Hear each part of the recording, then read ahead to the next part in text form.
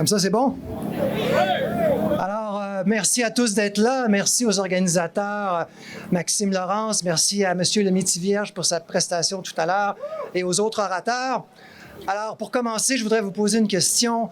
Je ne sais pas si vous êtes comme moi, mais en avez-vous assez de vous faire traiter de raciste parce que vous voulez vivre en français au Québec? J'aimerais ça qu'ils entendent votre réponse à Westmount. En avez-vous assez de vous faire traiter de raciste parce que vous voulez vivre en français au Québec? Ben, c'est la réponse que j'attendais, une réponse qui vient du cœur, une réponse qui vient de nos convictions profondes. Alors, je ne sais pas si vous êtes comme moi, mais j'entends souvent notre premier ministre du Canada, M. Justin Trudeau. Oui, M. Justin Trudeau, qui nous dit que nous vivons dans un beau pays, un Canada multiculturel, bilingue, tolérant et surtout, dit M. Trudeau, ouvert à la diversité. Alors, voyez-vous, moi, ce qui me fascine dans ce discours-là, quand j'entends M. Trudeau dire ça, c'est quand on voit le Québec avec le projet de loi 96 qui affirme son droit à la différence, quand on voit le Québec qui affirme son droit à la diversité, eh bien là, les masques tombent. Le vrai visage du Canada anglais apparaît. Et le vrai visage du Canada anglais, on l'a vu cette semaine, sous la plume d'un chroniqueur du National Post, M. Kelly McParland. M.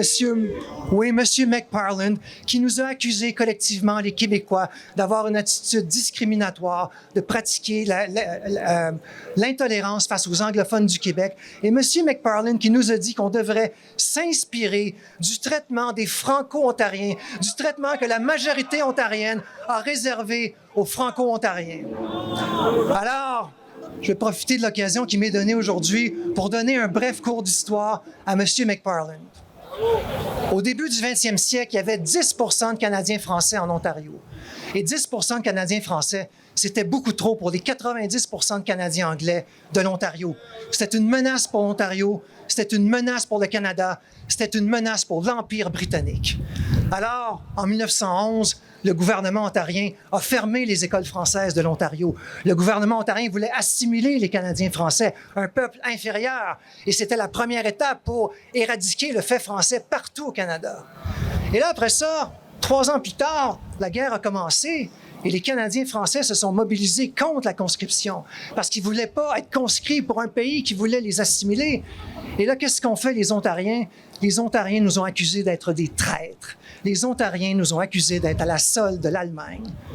Et dans toute cette histoire de Règlement 17, ça a pris plus que 100 ans pour que finalement, en 2016, le gouvernement de l'Ontario s'excuse auprès des Franco-Ontariens. Et il ne reste plus que 4 % de Franco-Ontariens aujourd'hui à l'heure où on se parle. Et si la tendance se maintient, malheureusement, le fait français va peut-être disparaître complètement de l'Ontario dans 1 ou 2 générations. Alors, M. McParland, si on appliquait la recette de l'Ontario au Québec, on serait en train de mettre en place une politique de génocide culturel tournée vers la communauté anglophone. C'est ça qu'on ferait. Mais c'est pas ça qu'on fait. On finance des institutions comme McGill, comme le Royal Victoria, comme le Collège Dawson où je travaille. On n'a pas du tout cette attitude-là. Alors, M. McParland, cessez vos mensonges, cessez de nous abreuver de votre Québec bashing. Ce que vous dites est profondément faux, ce que vous dites est profondément choquant et injuste. On en a assez de ce Québec bashing.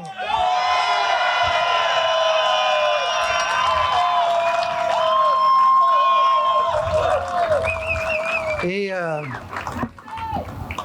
parlant de Québec bashing, parlant de propagande anti-Québec, comment ne pas parler de Marlene Jennings, la présidente du Québec Community Networks, Madame Jennings. Madame Jennings qui était à Ottawa il y a quelques jours devant le comité des langues officielles et Madame Jennings qui a comparé la situation des anglophones du Québec à la ségrégation raciale américaine à l'époque du Ku Klux Klan.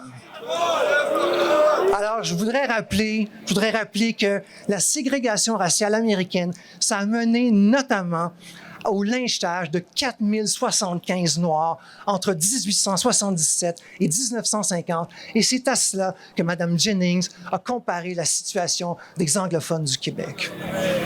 Et pire que ça encore, Mme Jennings a fait une comparaison entre l'invasion de l'Ukraine par la Russie et le projet de loi 96.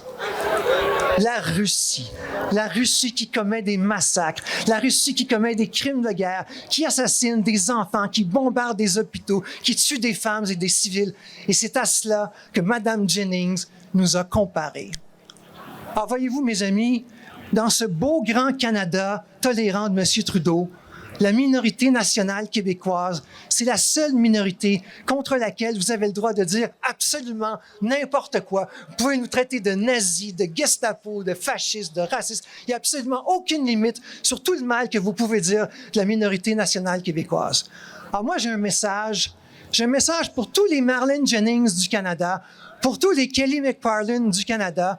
Nous en avons assez. C'est nous qui représentons la diversité au Canada. C'est nous qui sommes victimes d'injustice. Nous sommes victimes de votre xénophobie. Nous sommes victimes de votre intolérance. Et à chaque fois que vous allez nous calomnier, chaque fois que vous allez nous traîner dans la boue, eh bien, nous serons dans la rue comme aujourd'hui. Vous allez nous trouver sur votre chemin. Nous serons là pour défendre le Québec. Merci.